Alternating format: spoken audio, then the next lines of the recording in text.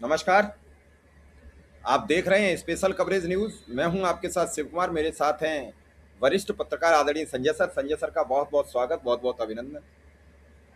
और बात जब अपने पर आई तो हिम्मत भी जवाब देती नजर आई। ये दो हार, ये नहीं कहा जा सकता कि सरकार परिवर्तित होगी, लेकिन इन दो हार ने और गुजरात में घटे वोट बैंक ने बीजेपी को आईना दिखा दिया। और सच पूछें तो उन्हें यह भरोसा नहीं था, उनके लोग नीचे से गलत संदेश देते रहे, वरना ये हार नहीं होती। ये कहते नहीं है कोई गामा पहलवान था, वो दाव मारने में माहिर था, लेकिन उसने कहा कि इन चिंदियों से कैसे क्या है जरूरत। क्यों आरजेडी का उम्मीदवार वहां एक तरीके से लड़ नहीं पा रहा था, तेजस्वी बाहर थे, तो प्रशांत किशोर क्या कर लेंगे। पिछले चुनाव में सबकी जमानतें जब्त हो गई थी, सिर्फ 2 सीटों पर 243 में से जमानतें बची। गामा पहलवान अपना तेल मालिश करके घूम रहे थे, कुत्ता बिलार कुछ भी ले आओ, हमें कौन हराने वाला है। गामा पहलवान के चक्कर में जो प्रशांत किशोर जैसा कमजोर पहलवान खड़ा था, वो रोज तेल पीता था, रोज तेल शरीर पर चुपड़ता था और मस्त होके घूमता था। चुनाव के दिन गामा पहलवान को चारों खाने चित्त कर दिया। परिणाम के दिन इधर दतिया पर जब कुंवर घनश्याम सिंह को टिकट दी गई तो कांग्रेस के राजेंद्र भारती, जिनके बाप को 5 बार कांग्रेस ने विधायक बनाया, उन्हें खुद 2 बार बनाया, उन्हें सहकारी बैंक का चेयरमैन बनाया, वो झट सीधे टिकट न मिलने से बीजेपी के लोगों से संपर्क में आ गए। पहली बार कांग्रेस ने ठीक काम किया, उन्हें तत्काल बाहर का दरवाजा दिखा दिया, बेटा तुम जाओ, अब हो गया काम तुम्हारा। और ये नहीं किया कि हम जीतने के बाद, जीतने से पहले जो होगा वो देखा जाएगा बाद में। इधर मोदी शाह इतने दबाव में है कि एक मुश्किल से नहीं निपटते हैं तो दूसरी मुश्किल उससे बढ़ी आ जाती है। बार बार बीजेपी के प्रवक्ता और बीजेपी के एंकर कहते हैं कि कांग्रेस बड़ी लकीर क्यों नहीं खींच देती है। अरे अब की खींच दी है, वो छोटी नहीं तुम कर पा रहे हो, सब तरफ से लगे हुए हो। आज झारखंड का आंदोलन खत्म करा दिया राहुल गांधी ने, अब देखते रह गए तुम। ऐसे बात करनी चाहिए सरकार को। और ऐसे में संजय सर, आज नीतीश से बात होना, नायडू के यहाँ करोड़ों रुपया की सौगात देना, क्या हिल रहा है पूरा सिंहासन। बिल्कुल बिल्कुल, और नहीं तो कोई मतलब नहीं है। और माने मोदी शाह की जोड़ी ऐसे काम तो नहीं ही करती थी, और सिर्फ इस्तीफा ही बड़ी बात है। माने 12 साल में पहली बार कोई इस्तीफा हुआ है, वही बड़ी बात थी। तो जाहिर है दबाव तो था ही, दबाव तो है ही। कहने के लिए तरह तरह की बातें उड़ाई गई कि बीजेपी का ही स्पॉन्सर है, बीजेपी ही चाहती है। हो सकता है बीजेपी ने करवाया हो, माने मैं नहीं कह रहा कि बीजेपी ने नहीं करवाया होगा, हालांकि मुझे यकीन नहीं है, लेकिन ये लोग कुछ भी कर सकते हैं। तो अगर बीजेपी ने ही करवाया हो तो भी मामला इनके नियंत्रण में नजर नहीं आ रहा है। माने सब लोग नाराज हैं और सबकी नाराजगी दिखाई दे रही है, और सबको खुश करने के प्रयास दिखाई दे रहे हैं। मतलब ये और कामयाबी नहीं मिल रही है, वो भी दिखाई दे रहा है। तृणमूल के बागी सांसदों का हमने पहले बताया था कि उनका इनके समर्थन में रहना मुश्किल लग रहा है, वो वापस जाने की कोशिश कर रहे हैं। और जो राज्यसभा के सदस्य थे उनको टीएमसी ने वापस स्वीकार कर लिया, सॉरी बीजेपी ने टिकट दे दिया, और जो राज्यसभा के 3 सांसदों ने इस्तीफा दिया था वो अब बीजेपी के टिकट पर ये हैं, राज्यसभा के सदस्य हैं। तो जाहिर है कि वो भी मतलब पूरा काम नहीं हुआ, तकनीकी रूप से वो बीजेपी के हैं, लेकिन अगर तृणमूल का विलय ही नहीं होगा, या तृणमूल का जो बंटवारा या तृणमूल में जो तोड़फोड़ होनी थी वो सब नहीं होगा ठीक से, तो बाकी का क्या मतलब है। और जो स्थितियां हैं उसमें तृणमूल माने बीजेपी का साथ देना किसी के लिए भी मुश्किल है। जैसा मैंने कहा था कि अभी जो सबसे आसान और संभव तरीका लगता है वो यही कि चंद्रबाबू नायडू और नीतीश अपना समर्थन वापस ले लें। तो उसमें जैसा लग रहा था कि तृणमूल अगर समर्थन दे रहा है तो वो वापस लेना मुश्किल है, लेकिन वो सब तकनीकी रूप से या जब होगा तब होगा हो पाएगा कि नहीं वो सब बाद की बात है। लेकिन चंद्रबाबू नायडू का दबाव तो है ही है, और बिहार में जो हार गए बांकीपुर, उसका भी दबाव, और वो जाहिर है नीतीश कुमार का दबाव है, या नीतीश कुमार को हटाने के कारण है, या उसमें जो कुछ भी है उसमें नीतीश कुमार का भी से है। माने उनके बिना ये सब नहीं होगा, या बिना नीतीश कुमार को खुश किए उसको संभाला नहीं जा सकता। प्रशांत किशोर ने भी कहा है कि भाई बीजेपी को बहुमत है, बीजेपी जिसको चाहे उसको मुख्यमंत्री बनाए, लेकिन अगर सम्राट चौधरी जैसे लोगों को बनाएगी तो बीजेपी के समर्थन का यही होगा। तो सब मिला जुला करके बीजेपी की हालत खराब है, वो दिखाई दे रहा है। चंद्रबाबू नायडू को खुश करने के लिए प्रधानमंत्री गए, वहां घोषणा की 18,000 करोड़ रुपए की घोषणा करके आए, जो नरेंद्र मोदी चुनाव के समय ही करते रहे हैं और अपने लिए करते हैं।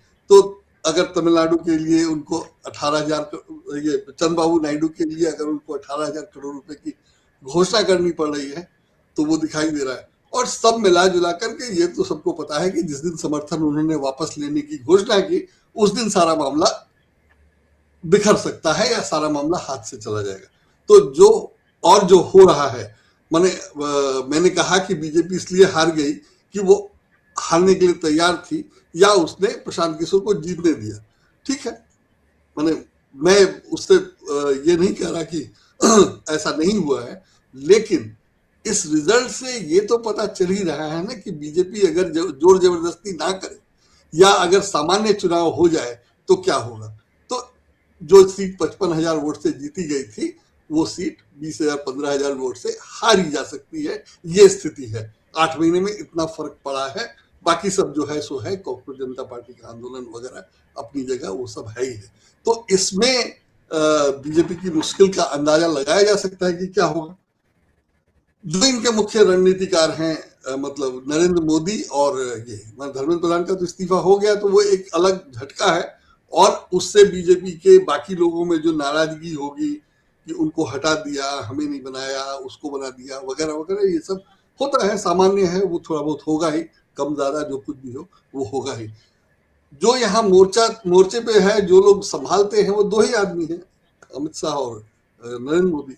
अमित शाह बुरी तरह फंसे हुए हैं उसमें, और उनके इस्तीफे की मांग हो रही है, उनके पास कोई जस्टिफिकेशन नहीं है। और जिस ढंग से वो कर रहे हैं, मतलब अगर कुछ संभाल लेते या कुछ भी करते तो लगता कि हाँ शायद संभल जाएगा या उनके नियंत्रण में है, वैसा वो कुछ करते दिखाई नहीं दे रहे हैं, वो या उनकी पार्टी या प्रधानमंत्री। तो अमित शाह लगभग अलग थलग पड़ गए हैं, और प्रधानमंत्री जो कर रहे हैं उसका अपेक्षित प्रतिक्रिया या रिजल्ट नहीं मिल रहा है। और आप देखिए सोशल मीडिया पे भरा पड़ा है प्रधानमंत्री का मजाक उड़ाने वालों का। राहुल गांधी ने भी संसद में कहा कि प्रधानमंत्री कौन होते हैं, माफ करने वाले बच्चों। तो इस तरह से माफ करने वाला मामला जो था वो अपनी जगह है। और जो तैयारी चल रही है ये आरएसएस प्रमुख की बच्चों से बात करने की, उसका भी कोई इफेक्ट नजर, जो होगा सो होगा, नहीं होगा नहीं होगा वो अलग बात है, लेकिन उस लेवल पे काम करना पड़ रहा है, या उनके पास वही इलाज है, समाधान है।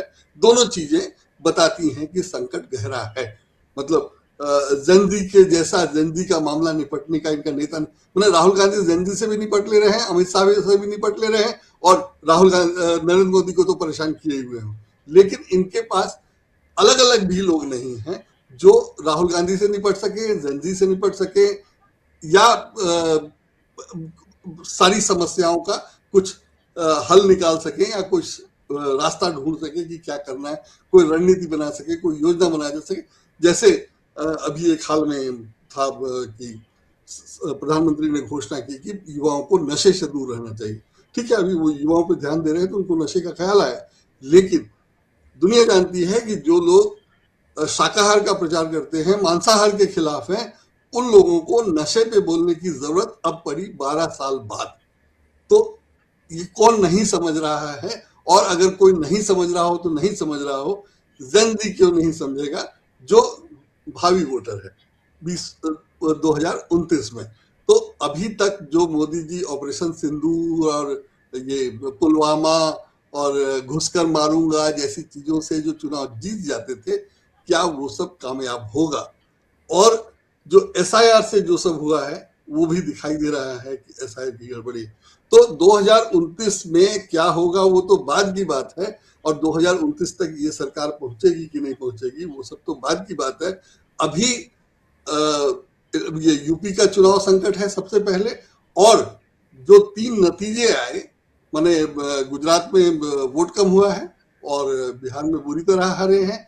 मध्य प्रदेश के बारे में कहा गया है, मैंने मुख्यमंत्री ने कहा है कि हार का अंतर इस बार कम हो गया है, 1700 वोट कम हुए हैं, वो इन्होंने हिसाब लगा के बताया। लेकिन उसमें तथ्य ये है कि टोटल वोट ही कम पड़ा है, तो जाहिर है हार का अंतर भी कम हो गया है।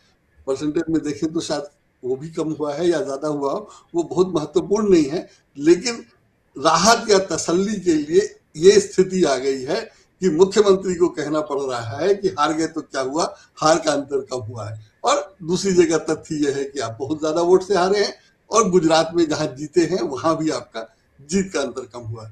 तो जाहिर है कि हालत खराब है।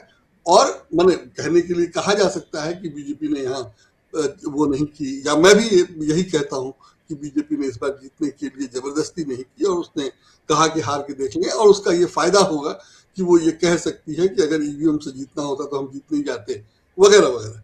तो अगर उसने जानबूझकर भी नहीं किया हो तो मैसेज ये गया है कि उसकी हालत बहुत खराब है, और अगर चुनाव वो चोरी से नहीं जीतती है तो हर जगह उसकी यही हालत होगी।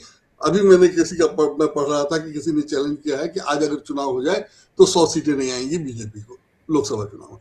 तो ये स्थिति है बीजेपी की, और बीजेपी इस तरह से परेशान है।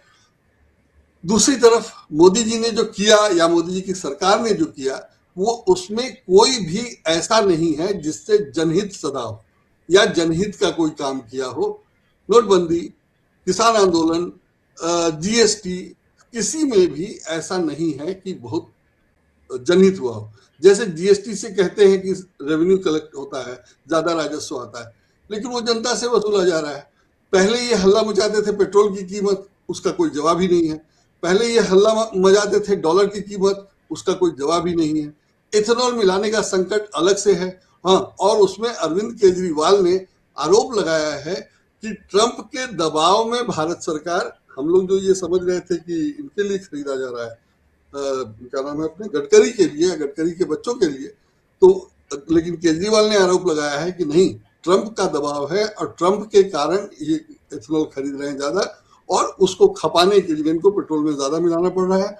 और अभी तक इन्होंने चैलेंज किया था कि एक भी आदमी लेके आइए, 100 आदमी लेकर जाने वाले थे ये अरविंद केजरीवाल उनके यहाँ, प्रधानमंत्री से समय मांगा था, ये सब चल रहा था और नहीं मिल रहे, तब इन्होंने ये आरोप लगाया।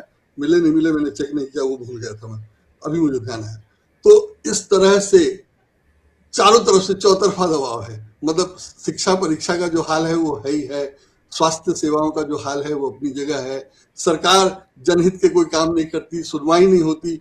आज ही किसी महिला ने आरोप लगाया है उत्तर प्रदेश की कि एक विधायक ने उसके साथ बदतमीजी की, उसका जीना मुश्किल कर दिया, उसको धमका रहा है कि उसको और उसकी बेटी को कि तेजाब फेंक देंगे, और वो दिल्ली से माने यूपी से भागकर बचकर किसी तरह दिल्ली आई हुई है। उसका वीडियो वायरल हो रहा है कि विधायक उसको परेशान कर रहे हैं, पुलिस उसकी सुन नहीं रही है, और पुलिस में विधायक जी के रिश्तेदार हैं कोई, या परिचित या करीबी हैं, जो उसको महिला का लोकेशन निकाल के दे रहे हैं विधायक को।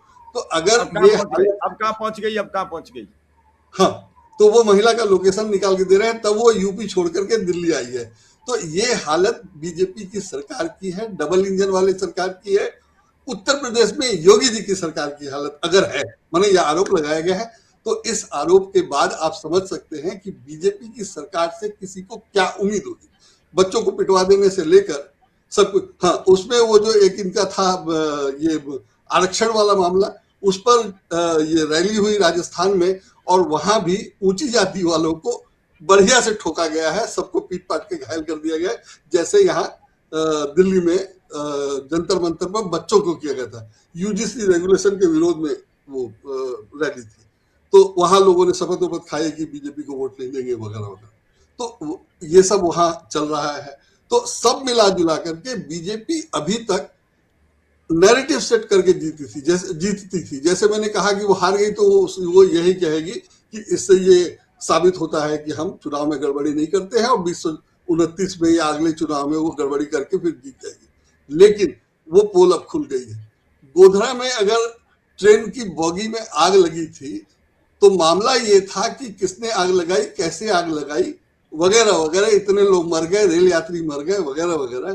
तो मामला उसको ये बना दिया गया कि हिंदुओं को या कार सेवकों को मार दिया गया, उनके खिलाफ साजिश थी नहीं थी, आज तक साबित नहीं हुआ, और लोग कहते रहे या आरोप था कि आग अंदर से लगाई गई थी, वगैरह वगैरह।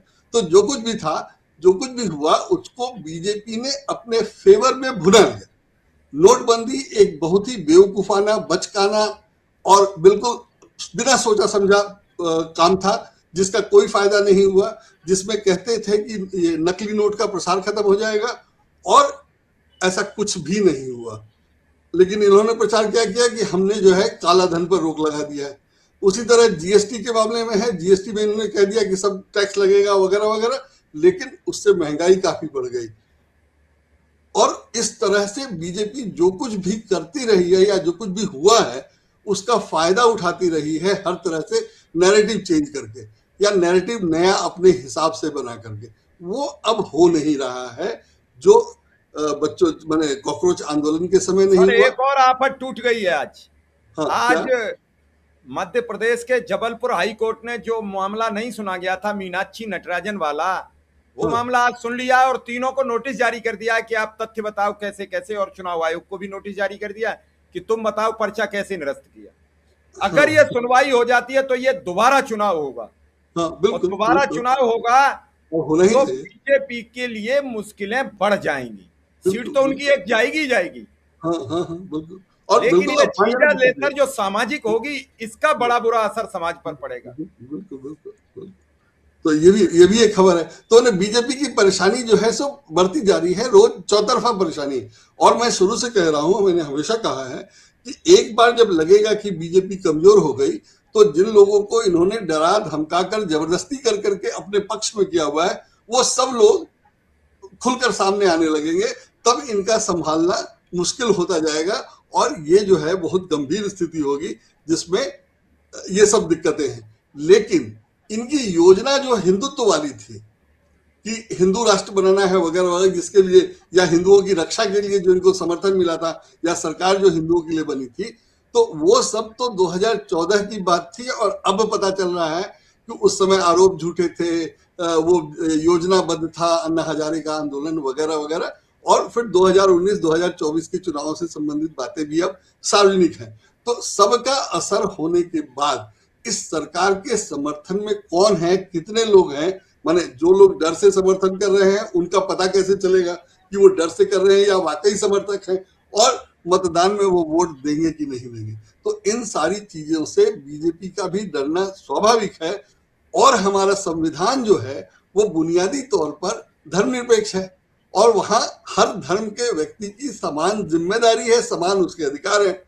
और हिंदुत्व में है कि भाई आप जन्म से ही श्रेष्ठ होते हैं, आप ब्राह्मण हैं तो जन्म से ही श्रेष्ठ है, दूसरी जाति के हैं तो, और उस पर आपने आरक्षण वाला मामला भी कर दिया है, तो वो भी विवाद है, उस पर भी फंसे हुए हैं। तो सब एक साथ चल नहीं सकता है। तो और 4-5 साल चलने के लिए तो ठीक था।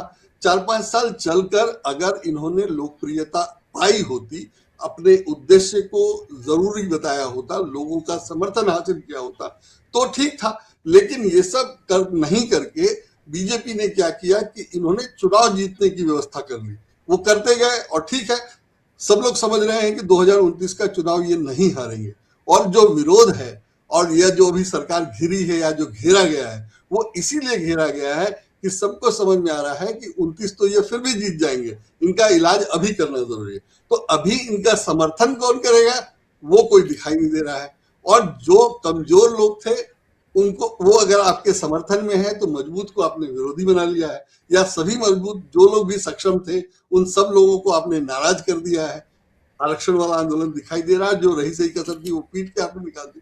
तो आपके समर्थक हैं कहाँ, कितने हैं? और जिन लोगों को इन्होंने पद या इनाम दिया है वो स्पेसिफिक डायरेक्ट है कि आप ये काम करो तो ये इनाम, ये काम तो ये इनाम, सबका दिखाया जा सकता है, बताया जा सकता है। और वो शुरू से चला रहा है। मतलब ये जज लोया वाला केस जिस चीफ जस्टिस ने किया, उनको इनाम दिया गया से लेकर के, और सब चल रहा है। तो ये जो रणनीति है या जो तरीका है, ये एक बार सरकार बनाने के लिए या सत्ता में आने के लिए तो ठीक था, उसके बाद कुछ काम करके लोकप्रियता हासिल करने वाले वो अपनाए जाने चाहिए। जो इन्होंने नहीं करके पूरी दुनिया को कह तो रहे थे कि हम हिंदू के हैं, और हिंदुओं को भी परेशान किया, और बाकी दूसरे लोगों के लिए तो कुछ किया ही नहीं। तो सबको नाराज कर दिया है, ये दिखाई दे रहा है।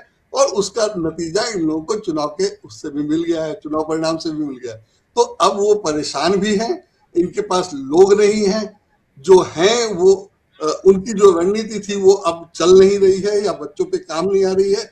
और जो ये झूठ सच बोलते थे उसके बारे में लोग समझने लगे हैं, उसका खुलासा हो गया है। तो इनके पास कहीं से कुछ बचा नहीं है जिसके आधार पे चले, और अब ये दिखाई नहीं देता है कि इनके पास कुछ नया निकल के आएगा। जैसे 2014 में इन्होंने प्रशांत किशोर से ही सलाह लेकर के चुनाव जीतने के लिए जो भी किया था, अब प्रशांत किशोर से भी इनकी नहीं बनती है।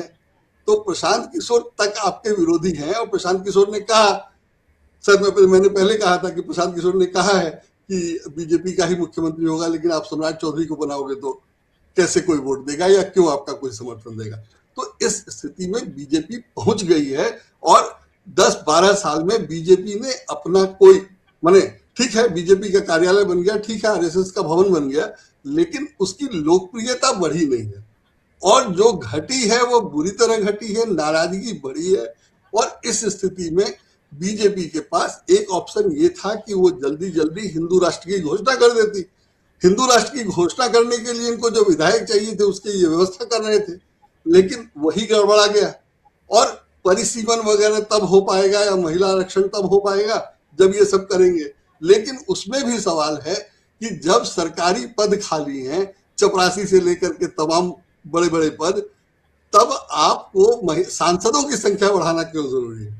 और सांसदों की संख्या अगर बढ़ाना जरूरी है तो समझ कौन नहीं रहा है कि किसने बढ़ाना है? उससे दक्षिण भारत में जो दिक्कत होगी सो होगी, वो सारी चीजें।